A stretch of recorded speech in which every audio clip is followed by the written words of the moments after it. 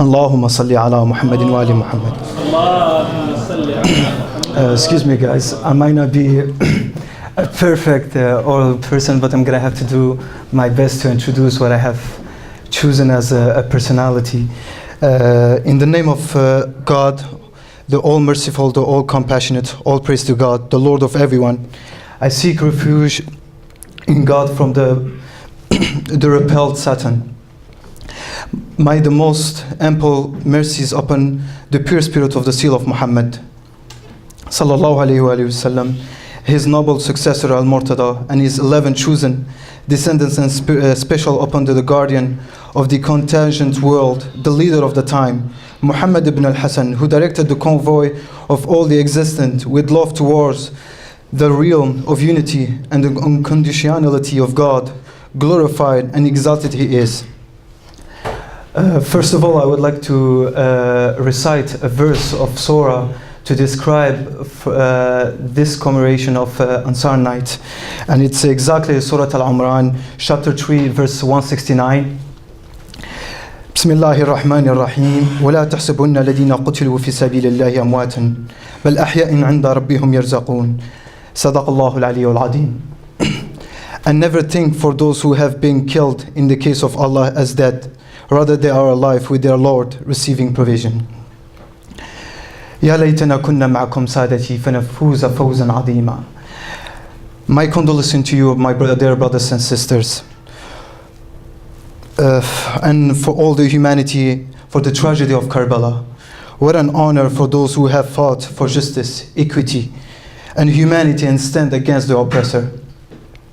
I would like to thank you, first of all, for giving me the opportunity to choose and to be honored to present one of the martyrs, companion of Abu Abdullah al-Husayn alayhi salam.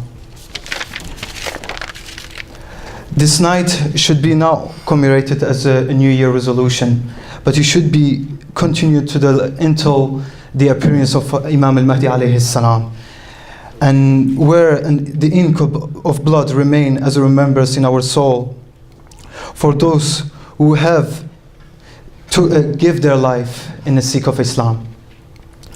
What a battle, what a bravery, an indescribable courage that left the humanity generation by another, and in a sublime emotion of devoted love by their love to understand what they meant by sacrifice. Imam Hussein and his companion did not submit, and if they will, we will never have this privilege to assist and to be here together. And for knowing them is to acknowledge the two things that has been as a pillar for us: Amr bil Ma'ruf wa Nahy anil Munkar. Among those companions who were martyred, sorry guys, I choose one their companion that I found something that was really special. Not only he understood the word of meaning of love, but in the same time, love cannot be established without sacrifice. His name is Wahab ibn Abdullah Kalbi. And I repeat his name again, Wahab ibn Abdullah Kalbi. He was a 17-year-old man, full of great energy as businessman in Kufa. At the time, tall and masculine man with a broad shoulder, who had held with very high esteem among the people of his tribe, with courage and solidarity experience. Descendancy of the tribe of Bani Kalbi, where the Prophet Rasul sallallahu alaihi wasallam have given them the choice and the freedom to be Christians under the protection of the Islamic State. People were amazed by his akhlaq and his pious behavior. Brothers and sisters, Wahab ibn Abdullah Kalbi bulversed me. Not only couple days after he get married, he chose a journey of the shafa'ah, the journey to sacrifice himself for the sake of Allah subhanahu wa ta'ala and the progeny of the Prophet Rasul sallallahu alayhi wa sallam. Where he took decision by seeing on his journey that Imam Hussein alayhi salam was surrounded by outnumbered tyrannic bloodthirsty enemies. It was not easy for him to leave, and rather he chose to go and to fight for the rightness and justice. He has his mother permission, and he said that it will be too cowardly and against all the tradition of Arabic cavalry and gallantry to leave the side of a man so isolated. So his mom took decision and told him that it will be an honor for her to have him to serve Imam Hussein alayhi salam. What a mother decision, that her son is nothing but a pure devotion and gift for the Ahlul Bayt and an absolute honor. After seeking this permission, he get the privilege to get to know our Imam in the word of justice, nobility, humbleness, and a true righteous leader. He tasted the essence and the core of Abu Abdullah alayhi salam. He understood the struggle of being a stranger, gharibun Karbala. The love of the sacrifice, he saw it just as a pure light, manba' al-nur of Ahl al-Bayt. The richness of the value of haqq became a determination to sacrifice and to strive until he died.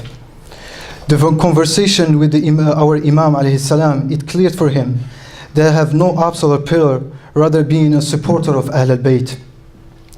And then he decided morely and morely to understand where is the pillar of Islam. Then he embraced in Islam by saying the Shahada, Ashhadu an la ilaha illallah wa ashhadu anna Muhammadan Rasulullah. He get to the level that is only a temporary passage.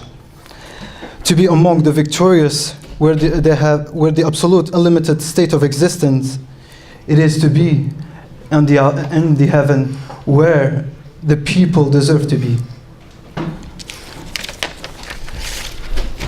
Serving Imam Hussein will not all be removed until he got martyred. The integrity of a great warrior was there. The mother, support urging to fight with the son of the daughter, told him to support urging to fight with the son of the daughter of the Prophet Rasul sallallahu alaihi wasallam. Atam al-kitab. He came out to facing the enemies chanting, "You better deny me and not as I am the son of Ali Kalbi. You will see me and how fatal my blows are, how my assault and campaign seeking my revenge and that of my companions.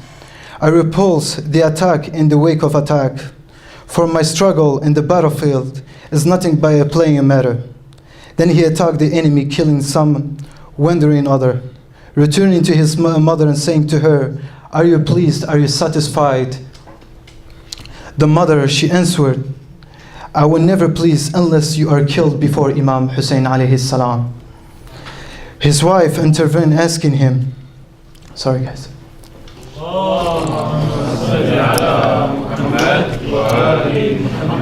"I put my oath by the Almighty, do not bereave me by getting killed." His mother replied again, "Do not pay attention to what she says. Go back and carry on fighting in the front of the son of the daughter of the Prophet Rasul sallallahu alaihi wasallam. It will be worthy for you, and his grandfather, intercession of Day of Judgment, will be there for you." He resumed his combat by killing 19 horsemen and 12 others. He lost his both arms and he was killed. My soul rest in peace. And one thing that really also took me apart, that the fact the wife, she took the initiative and went after her husband. And also she was the first woman to be martyred on the day of Ashura. And also as a couple to be the first one to be martyred among Imam Hussein alayhi salam. Since there, that our Imam alayhi salam has give us the opportunity to approach with a nice poem.